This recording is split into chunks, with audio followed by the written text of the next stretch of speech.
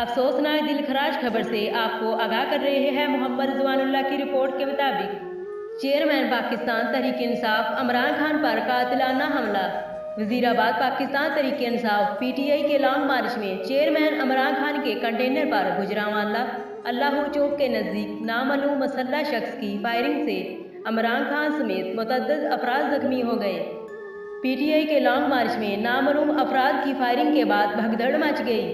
Chairman PTI Tehreek Insaf Imran Khan के पाँव में गोली लगी और जख्मी हो गए, जबकि PTI तहरीक इंसाफ रहनुमा फैसल जवेद जख्मी, इमरान इसमाइल जख्मी। तहरीक इंसाफ के मकामी रहनुमा मोहम्मद मौज़म फायरिंग के नतीजे में इंतकाल कर गए।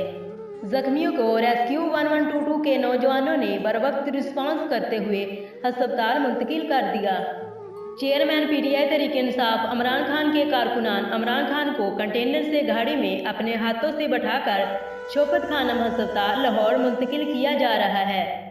फायरिंग करने वाले शख्स को पंजाब पुलिस ने गिरफ्तार कर लिया। PTI के चेयरमैन तहरीक इंसाफ इमरान खान पर गोलियां चलाने वाले शख्स से एक 9mm पिस्तौल और 2 खाली मैगजीन के साथ गिरफ्तार किया गया। ज़राए के मुताबिक हमलावर 3 लोग थे।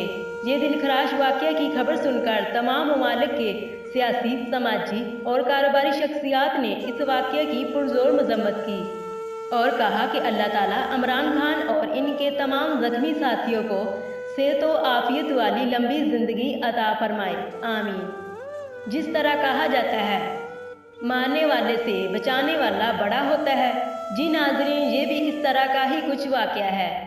हर नई वीडियो देखने के लिए हमारे नवाब न्यूज़ चैनल को लाइक, सब्सक्राइब और बेल आइकन को क्लिक ज़रूर कीजिए ताकि हर खबर आप तक बर वक्त पहुंचती रहे।